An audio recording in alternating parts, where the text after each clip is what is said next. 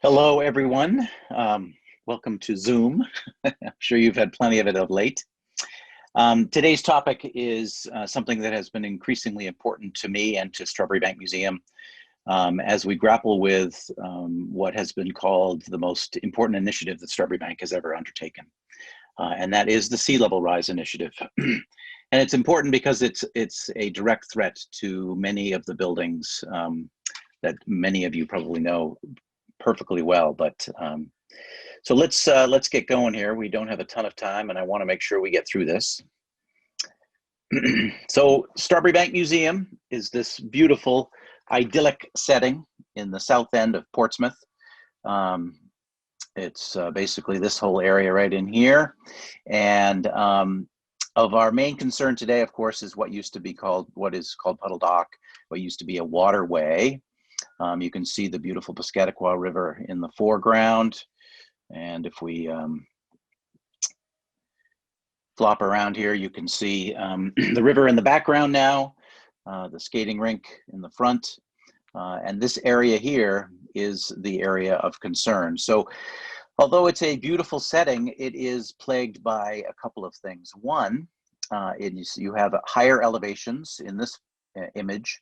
Over here, this is all higher ground, which drains down this direction, especially down Atkinson Street. And then over here, what would be our parking lot and the South End neighborhood, that's all higher ground, and that drains down into Puddle Dock. And of course, you've got the river, which at one point, before they filled it in the early 20th century, used to come ebb and flow with the tide into the Puddle Dock area. Now, the problem with that is that you have all this water coming down and you have nowhere for it to go. And so Strawberry Bank really becomes a gigantic bowl and it fills up with water. When the river is high, that's especially problematic because the storm drain is also full of salt water. And you also have what's called upwelling or groundwater that is surging underneath, just like it always did. Puddle Dock still exists underground. Then that water is being pushed up higher and higher, reaching areas where it never reached before and preventing surface water from draining away. So this is what I'm talking about today and what Strawberry Bank is working on and how to address it. So the three main houses that we're most concerned with right now are the three at the top. The Driscoll House on the far right, the 1695 Sherburne House, and the 1790 Peter Loud House. Those buildings are what I call ground zero. They're right on Puddle Dock, and they are most at risk. The higher up on elevation you go, the better it gets. And we can see that if we go to the recently released FEMA flood maps, which have been superimposed a Google map. And so if you're looking at this image, you can see here's Prescott Park right here. You're very familiar with that. The Gundalow Park's right about here. So this is all Strawberry Bank. Here's the restaurant parking lot. This is Shapley, Driscoll, Sherburne, and Loud right in here. And so you can see that their projections in this whole area, and why water has a memory, what once was water, what once was Puddle Dock, is projected to flood again. And you can see the impact is all the way back to this would be the Jones house way back here, and we see that already in the basement of Jones. It's a little clearer if you look at the same flood map, but it's now been superimposed over a city of Portsmouth map. This is their geo map. And again, you can see here's the river, Prescott Park. And so here's Shapley, Driscoll, and Sherburne. They show as one building because they're so close together, but then there's the Loud House right here. And you can see that the buildings that are threatened by sea level rise due to whether it be storm surges or whether it be astronomically high tides, these are the buildings that are susceptible to floods within the next 100 years. The deceiving part of this is that even though this is showing projected surface flooding issues within the next 100 years, and that is obviously a concern. But what we're seeing already is that upwelling I told you about, that groundwater being pushed into the basement of those houses because the water is already there. So this is a threat to Strawberry Bank right now. It's not something that we have time to deal with in the next 100 years. We've got problems right now, and they're only going to get worse. I'm sure many of you have seen this beautiful shot of a flooded puddle dock. Unfortunately, it seems to happen more and more these days. You can see the Shapley Driscoll house, the Sherburne, and the Loud house in the background there. And this is the problem that I've been talking to you about, how this bowl keeps filling up with water until it reaches our basements. Beautiful shot by David Murray, our photographer of the skating rink. He was obviously going for the beautiful colors, but what do you see in the foreground but a gigantic pond of water, which is very problematic given the proximity to our houses. These were taken, I guess, just about a year ago, year and a half ago. On the left, you have our carpentry shop. You can see how the ponding, these are in incredibly hard downpours. Well, we'll get an inch of rain in a very short period of time. And again, that water has no place to go. So it completely fills up the basin that was Puddle Dock. And so you've got buildings that are, the water's right up to them. You've got buildings like the Jones House in the center, where the water has reached the bulkhead right here. And when it reaches that point, what we see is this much water in the basement. In this particular case, the furnace was destroyed, and the furnace is 24 inches above the floor of the basement. So it gives you an idea how much water was in that space. So these are, again, these are real impacts that are happening right now. Of course, it's not a unique issue to Strawberry Bank. I'm sure you've read about sea level rise issues in the newspaper. You've seen it in the news. In fact, the nor'easter that hit us just yesterday saw some substantial, so what they called moderate coastal flooding. But this is more and more typical. We're seeing this every year now. It's not a rare occasion, it's every year. This image here is the causeway to the town of Newcastle. It was a great causeway when it was built almost 100 years ago, but now it floods on a fairly regular basis, and it's something the state of New Hampshire knows they have to deal with. This is a house in the South End, which is impacted by water quite frequently now. Again, these buildings were built a long time ago. The elevation wasn't a problem at that point, but because of sea level rise, because the water is being forced higher and higher, these areas are now being impacted. And this is the Newcastle Common. Many of you have been there. This is the Newcastle Beach right here. You can see this is the picnic area. This is where they do grilling and stuff, and it just completely overran that area. So what's the matter with having water in your basement? Well, besides if you have 2 feet, that's a whole nother matter. But if you have just an inch, you think you can deal with it. The problem is that the frequency is increasing. And so what you have is obvious decay of metal objects due to rust. Here's an original brick chimney foundation that is completely deteriorating. The mortar is going. Obviously, everything that's made of wood is susceptible to wood rot, and we're seeing that. We had one of the floors in the Shapley Driscoll house let go when one of these posts that you see right here completely rotted and let go. And so you have this tremendous amount of decay that's happening quite rapidly because it is salt water and the frequency is increasing. Along with all that moisture, of course, comes humidity. And if you've been outside on a very hot, sticky day, you know what humidity is like, and you know that it causes mold and mildew issues.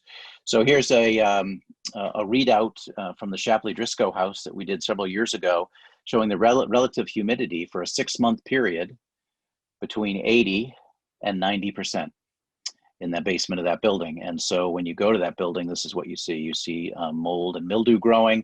Again, you have wood rot. Insects are very happy in that kind of climate. They need a certain water content in the wood. So carpenter ants, powder post beetles, very typical impacts that we're seeing from all of this water. So what's the response? Well, the response is that we need to advocate for ourselves. We need to make sure that other people are aware of the threats to Strawberry Bank. And again, it's not just Strawberry Bank, but it's all over the country, all over the globe. And so we have to let people know that this is going on and that our very history could be lost. This is an amazing report that came out in the spring of 2018. It's sort of the New Hampshire's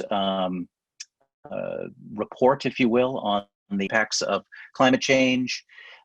And what I really liked about that is they cited Strawberry Bank in its report because they felt that it was such an important site, one that was actively being threatened, actively being impacted. And so they wanted to make sure that this was part of the state report.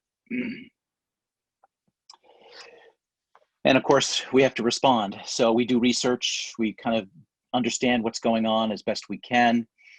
There's a few initiatives going on at Strawberry Bank. I'm sure many of you have seen on YouTube the video of the basement of the Shapley Driscoll house that was done by David Murray. It's a 3-minute time lapse that shows the incoming tide entering this basement. We measured 16 inches of water on a typical sunny December day back in, I believe, 2018. And then 2 months later, we had a gigantic nor'easter, and I went down and measured again, and we had 26 inches of water in this basement. The water comes in 2 hours and goes back out in 2 hours. It's just connected to the tidal cycle because that's how the water's getting pushed into the basement. You can see some measuring that we're doing here to determine the depth of the water and how frequent. And then for hydrologists to understand how the groundwater is moving and how it's getting into our basements, we've begun to install these ground wells. This is the apparatus that actually drills the well and puts a cap on it. And our plan is to team with UNH and have sensors put into these wells so that we can follow real-time data as to the depth of the water in the wells and the salinity of the water that's there. And so with a bunch of these around the site, we can begin to map out how the water is moving and perhaps how we can keep it from getting into our basements.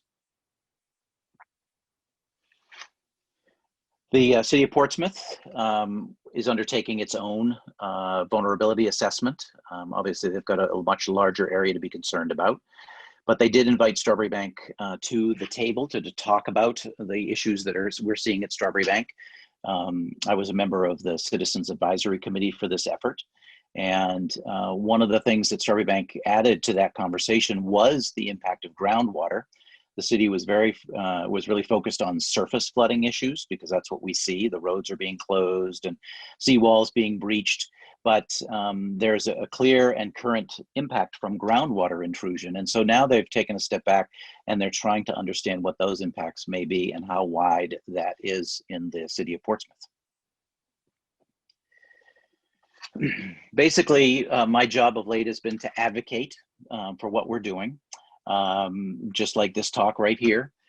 It's to get the message to as many people as we possibly can in areas all around the country and the world. And the reason for that is twofold. Obviously, one, we're going to need to raise money to solve this problem. But the more important goal is to be a voice for change, that we can advocate that rather than lose our history, lose our heritage, we need to work together to save it and to solve this problem. There's some examples here. There was a great Yankee Magazine article written by Howard Mansfield. He used Strawberry Bank as one of the 3 or 4 sites in the article as under threat. And then an op-ed piece that I wrote for the Portsmouth Herald, just inviting people to make sure they know understand their impacts, know what's going on, and try to be part of the solution. One of the best sort of outreach venues that I've been to is the Keeping History Above Water conference, which is put on by the Newport Restoration Foundation. It is, I think, in its 4th year. I spoke at the one in Maryland. It is the only opportunity for all sorts of organizations like Strawberry Bank to get into a room with scientists, to learn what the science is behind sea level rise, but also with other organizations who are faced with the same issue. Annapolis is one of the most interesting impact areas. If you think about the eastern coast of New Hampshire, perhaps we have some time in New England to respond to this threat, but the farther south you go, the worse it gets. Annapolis has got incredible impacts already. Florida, of course, we see in the news all the time. New Orleans lost much of their heritage in the hurricanes. So there are people that are sort of farther along than the city of Portsmouth and Strawberry Bank, and so it's great to be in a room where we can talk and share solutions. You learn a lot that way, and it feels pretty good to share stories. We formed a lot of partnerships. Partnerships are so key to everything that we're working on right now, whether it's from the scientific community that can help us understand the impacts and define them better, or it's from other organizations who are either dealing with the same problem or believe they need to start preparing for what's coming. So these are just some of our partnerships that we've picked up over the last 4 or 5 years.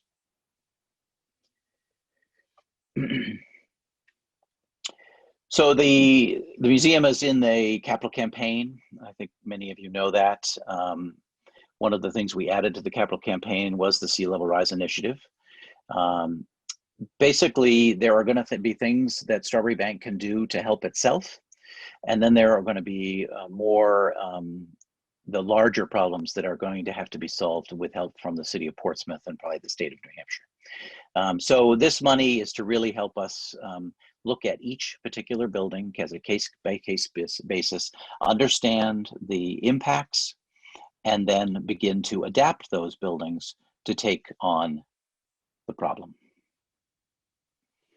And we've started to do that in some of the buildings already. This is a great example of, on the left here, you've got what was an open sump pump. Almost of all of our houses have sump pumps. They always have. There's always been water issues. But of late, the sump pumps can't keep up. So we have to deal with that. But the problem with sump pumps is that they are a holder of water, which then releases water vapor into the air and causes those humidity issues I talked about. So here you can see the new version that we put in that's completely sealed. I talked about the Jones house being flooded. You can see here how the water has reached the bulkhead, cascades down the basement stairs, and floods the basement, damaging the infrastructure and the furnace. So the fix was simply to change the angle of the bulkhead. So we now have about a foot of visible brick. So that water can now pool up in this area, but it won't be able to get into the basement. The other thing, while we were digging here, we put a pond membrane along the foundation wall here. So even as imperfections occur in the foundation, that water will come up to it, but it can't get through the membrane and get into the basement. So this is done, from about the 2 foot of water that we had in there, we're now down to probably a trickle. It's an amazing difference. Cleaning up our basements is a really good thing because once everything gets soaking wet down there, not only is it useless, but it just sits there and rots.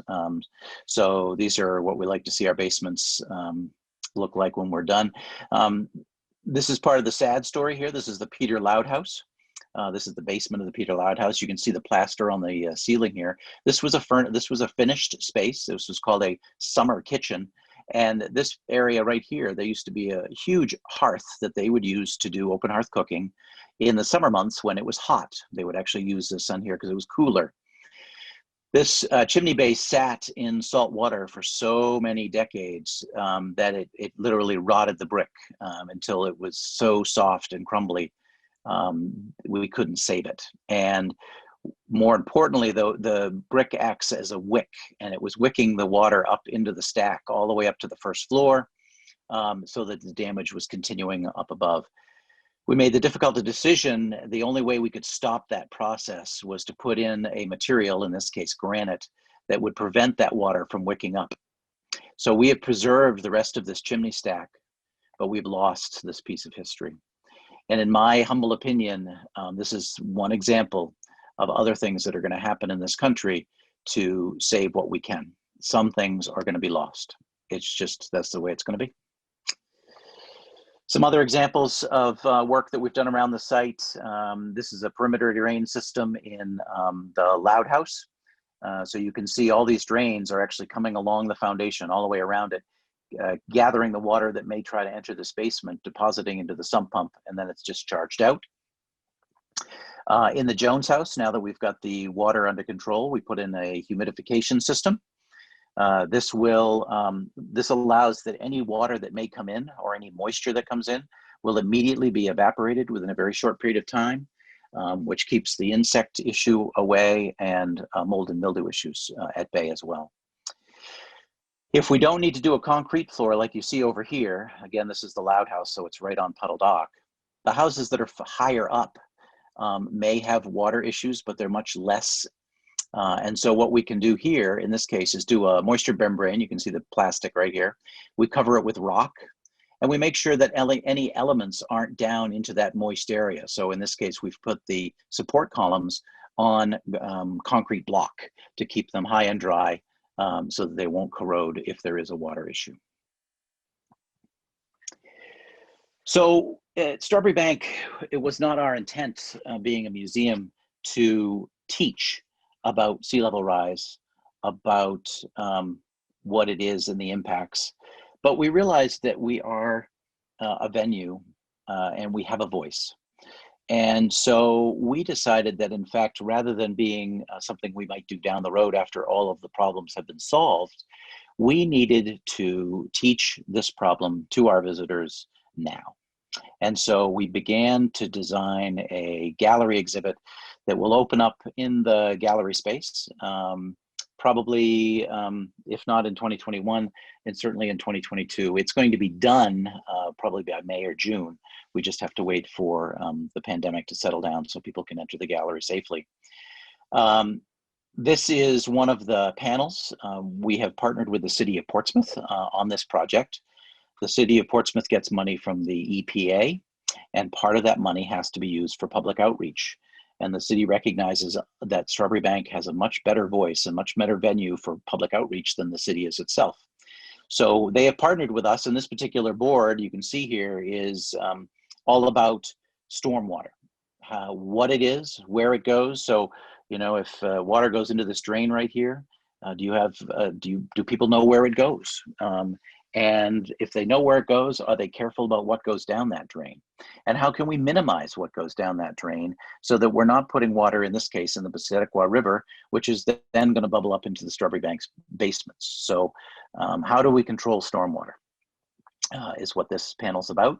And you can see all these little messages around. And when you go into the gallery, you'll see that each one of these black dots is actually a metal loop. It's an eye screw, and there's string yarn in little bins next to the panel. And I can't remember if I have a picture of that. But basically what people are going to do is they're going to run their piece of yarn along those goals that they want to achieve in their life to help with, in this particular case, the stormwater situation. The entire gallery experience is to inform and get people to react and get people to take the message back to their communities and try to make a positive difference. So this is the entry panel for the exhibit. You can see a quote from that article I mentioned from Howard Mansfield in Yankee Magazine. This panel is the whole entry wall as you come into the what would be the vestibule of the gallery.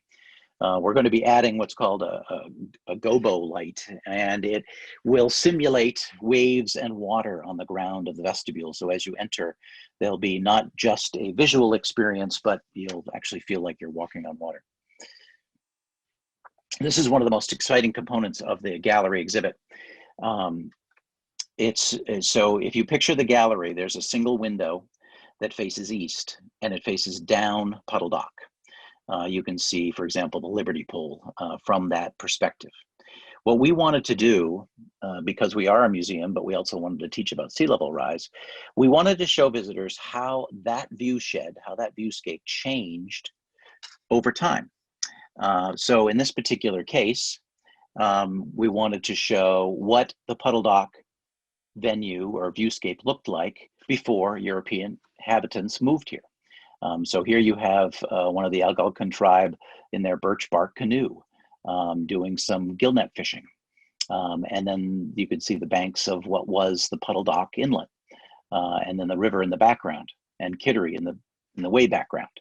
So that's just an example of what it will look like. So when visitors come in, they're going to see a gigantic flat screen TV, and there'll be these date buttons at the bottom, 1600, 1700, 1800. As they touch those, the shutters will open, and this is what they're going to see. And in addition to the image reflecting what it looked like during that period, there are going to be drawers that you touch and open up, and there'll be objects that refer back to that particular period. So there, in the 1600s, for example, there might be archaeological artifacts related to the Native American presence on Puddle Dock, for example. At the opposite end of the scale, we have what the Puddle Dock looked like during the 10, 20, 30, 40s, 50s, before urban renewal. And you can see the Liberty Pole in the background there. This is what was called Newton Avenue and Scruton Avenue shooting off to the side. And there's always going to be some key references, but it's going to be very difficult for visitors to see it. And I don't know if you'll recognize it, but in fact, this is the Loud House and this is the Shapley Driscoll House. So, but the one point that always remains, at least from the 1800s forward, is the Liberty Pole.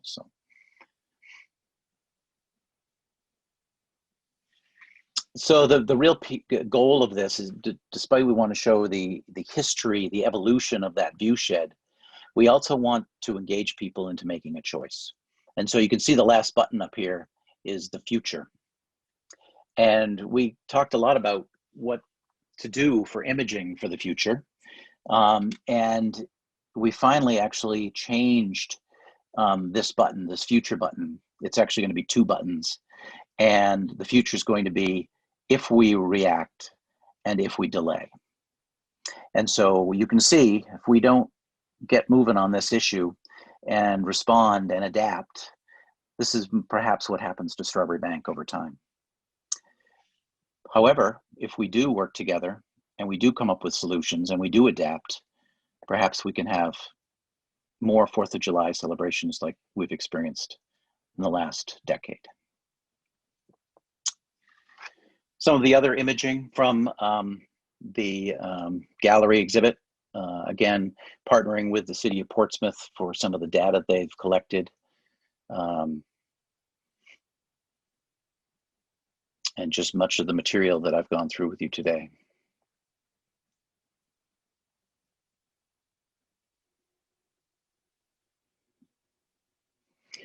In addition to the gallery itself, we felt it was important to have a visual presence of this issue outside of our houses, so that when the museum is closed and people are walking around the site, they too will learn about this problem and make some choices and decisions in what they can do in their lives to make it better.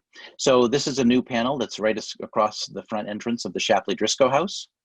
And it will be there as a marker to explain the circumstances that are happening on the site going forward. There's also another one that the Rockingham Planning Commission in partnership with the city and Strawberry Bank installed on Marcy Street over here.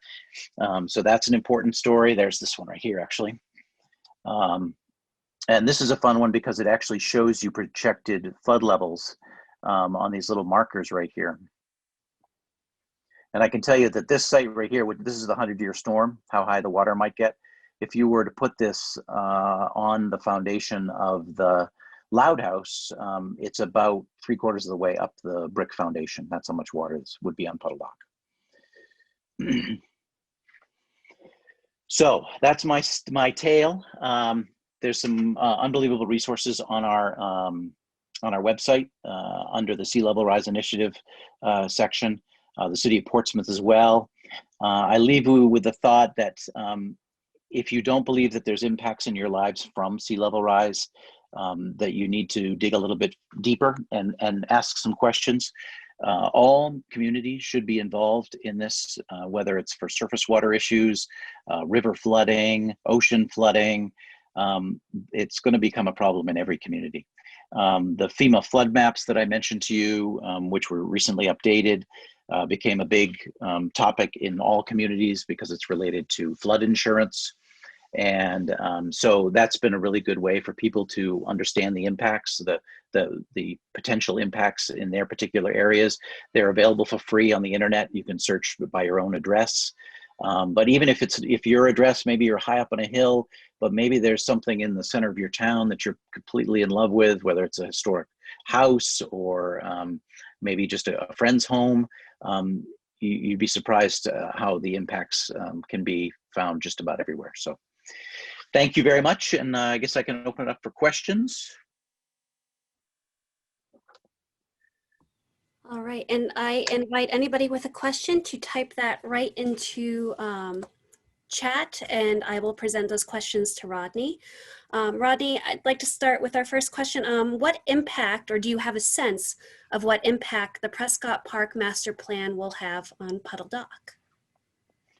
That's an interesting question. The master plan for Prescott Park was actually well on its way to being completed when the Citizens Advisory Committee and the vulnerability assessment sort of caught up to it with the city of Portsmouth. And so they added another phase to that, which was recently completed, which was to look at the elevations of Prescott Park and determine what needed to be done to protect those vulnerable structures. So that work is complete. They have a very good assessment of what they need to do. They just don't have any solutions yet as to what they're going to, what they might build or what they might do to modify or adapt those vulnerable areas. The groundwater is still kind of elusive. It's a very difficult thing to assess the groundwater impacts. They know that if Strawberry Bank is having groundwater impacts, then certainly what was a waterway at Prescott Park is also seeing those tidal impacts. They're trying to understand what the impacts are for residents in the South End, businesses in the South End. I had a gentleman come up to me after one of these talks and say that he didn't understand why a lot of the infrastructure in his basement was decaying quickly, why he was seeing rust, mold and mildew, when he never saw standing water. And what he came to realize was that the soils under his house were constantly saturated in water. And so that off-gassing was consistent. And so as a result, he had high humidity levels in his basement, and those things were just rotting away. The city would love to get a better picture, but that's a very difficult thing to do because it's a lot of private property ownership. So. And can you talk a little bit about the cost that flooding has had, the structural and mechanical impact in terms of cost over the last decade? Yeah, I mean, we've been living it. The easiest impacts are those that destroy furnaces. So we lost a furnace in Jones House that I mentioned to you. We've lost the furnace in Loud House once already. Those are clear and knowing costs. The furnace in the Shapley Driscoll house, they were very smart. They put it in the attic. Furnaces don't work well in the attic, but that's the only place you can put it if you want it to survive more than 12 months. That has its own problems, having a furnace in the attic, like ice damming, for example. But that's where it is. So those kind of costs are very tangible, very easily defined. What we are working on now are the larger costs, and I'll use for example, the Shapley Driscoll house. Shapley Driscoll house is suffering from rot and brick decay. It has yet to be seen whether we can actually save the architectural features in the basement. Like we did in Loud, we're gonna have to figure out a way to protect those areas, like the chimney bases, from the flooding. And it's so deep down there, we're not real sure how to do that. One of the conversations that we are starting to have is how we balance historic preservation with the need to adapt these buildings for the water. And so if you look at the Shapley Driscoll house, you might say, like we did in Loud, do we give up the basement to save the house? Do we lift up the Shapley Driscoll house, fill the basement with concrete, and set the building back down? I don't know. We would lose a tremendous amount of history, but we would also save some. It would solve the problem for sure. That's the sort of thing we have to grapple with in the coming years, is how far we have to go to protect these houses and what we are going to lose in the process. The costs are going to be substantial because it isn't just one building. There's the Shapley Driscoll house. The Loud house is in great shape. I think we've solved that problem. Jones house, I think that one's in great shape as well. The Sherburne house, which is undergoing a planning study right now, has significant impacts as well. The chimney stack that was built as a reproduction in 1968, I believe, was already compromised and was actually pulling the building down because the foundation of the chimney was letting go. So that chimney is now gone because we needed to save the structure. And we'll put something else back up, but we have to figure out how to support it in soils that are completely compromised by the river water. Okay, and the last question we have you come across or are you aware of any historical sources or evidence that indicate flooding has been a problem for the residents of Puddle Dock in the past? That's a good question. We've always wondered how long the flooding has been going on in the Shapley Driscoll house. I don't know for sure. If you talk to John Schnitzler, our restoration carpenter, who's been at Strawberry Bank for over 40 years, I think in hindsight, he believes that it's been going on for several decades. And I think at first it was probably not visible, but the soils in that basement were constantly saturated from what was just below the ground. So that led to its own problems. But now you have, standing water all the time, at least a week, a month. So, the problem has gotten worse, and which means that the decay speeds up. But it's hard to know. Clearly the summer kitchen in Loud was put in and was used successfully for decades, for generations, and they didn't have any problems. But they wouldn't be using it today, that's for sure. So it's really hard to know for how long it's been a problem.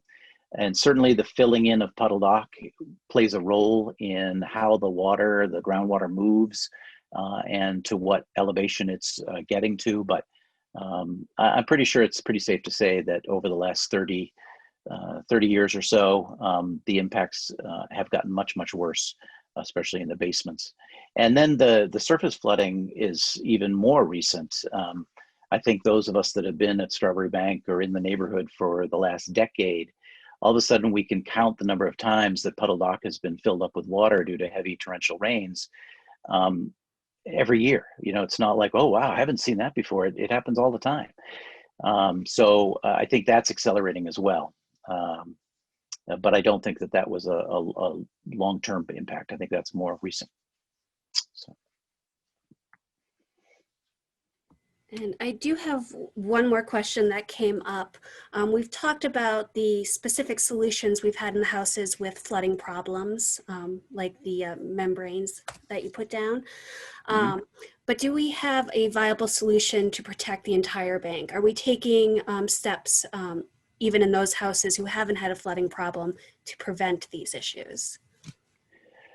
It's a good question. I mean, obviously around the globe, there's been some pretty amazing technology put in place to protect entire cities from flooding. Think of Venice, for example. The Thames River also has a big tide gate on it. So those are the questions and the problems that are going to have to be solved by larger communities, the city of Portsmouth, the state of New Hampshire. The Piscataqua River is going to have a negative impact on the communities along its banks. And so those communities should be the ones that are sitting down and talking about what those impacts could be and what a more wide-ranging solution could be. We know that Puddle Dock is going to flood. We know that that's going to impact our houses. I don't believe that Strawberry Bank can fix that by itself. It's a huge problem. But when we sit down with the city of Portsmouth, who controls the stormwater system, perhaps together we can come up with a way to solve the flooding issue at the 9-acre site together. So it's going to take a community to fix these problems. And especially when you look at, site-wide or community-wide or neighborhood-wide, individuals can't solve that problem. Communities have to solve that problem. So we have taken steps to be part of that community and to be at the table as those conversations are ongoing. You know, one of the sort of things I think about in my head is Puddle Dock is a big open field. It has the potential to hold a lot of water, and the Piscataqua River will take that water once the tide goes out. So we know we have an opportunity once the tide goes out to get rid of that water. The question is, how can we hold that water safely in any weather event until we can get it into the river? Annapolis, when I went to the conference a few years ago, they were grappling with seawater bubbling up through their stormwater systems in the oldest part of Annapolis. They have since designed a plan to deal with that. And basically what they did was they put in a storage container, if you will, below the stormwater system to hold the water. And once the tide goes out, then they discharge it into Chesapeake Bay. If the storm is too large and the tide is too high and it can't hold enough water, then they're going to put these gigantic pumps in and pump that dry well over the seawall back into the Chesapeake Bay. So that's what they're doing to deal with it. I mean, it sounds, you know, crazy, but it will work. So then you try to look at Puddle Dock and think, well, I wonder if we could do that just to protect our entire area. Time will tell. So I think Larry had a question, maybe? Yes. I'm not sure. Okay. First of all, Rodney, thank you. This has been fascinating, and I apologize for being late. I was in the dentist chair. I much rather would have been with you. Is Newcastle in the same, does it have the same level of concern, or are the buildings high enough and far enough from the water that there's not a big issue in Newcastle? There is not as big an issue. Certainly Newcastle has its problem areas. And there's actually a FEMA flood map presentation, I think tonight or tomorrow night, to go over those areas. But it isn't on a large scale like the city of Portsmouth, where you have a good chunk of the South End and Strawberry Bank at risk. There's individual houses that are at risk. One of the greatest examples is a house at the end of Rose Lane that has a huge amount of frontage. And they're talking about building a brand new house there, you know, gigantic house. And I suspect they will take steps to make sure that whatever the ocean throws at them, it won't matter, other than a lot of raking and pushing the beach back where it belongs. But so can we get a gate on the Piscataqua like the one on the Thames or the one in Venice? It's a good question. I think the hard part is what's the impact to Kittery and what's the impact to Newcastle if you put a gate at the mouth of the Piscataqua River? I don't know the answer to that. And then of course you also have Little Harbor, you know, the water comes around that way too. So that's a question for the scientists and the engineers. I don't know, but you know, one of the biggest customers, if you will, is the Portsmouth Navy Shipyard. It's a very old installation with a lot of low-lying susceptible areas, and they're going to have to deal with it too. So there's a lot of players who would be really happy if there could be a community-wide solution to the flooding along the banks of the Piscataqua River, but that's going to take a lot of conversation and money. Thank you. Yeah. All right, well, thank you so much, Rodney, and thank you all for joining us today. I did want to remind everybody our next talk is on February 16th at noon, and that will be on slavery in 18th century Portsmouth. I hope to see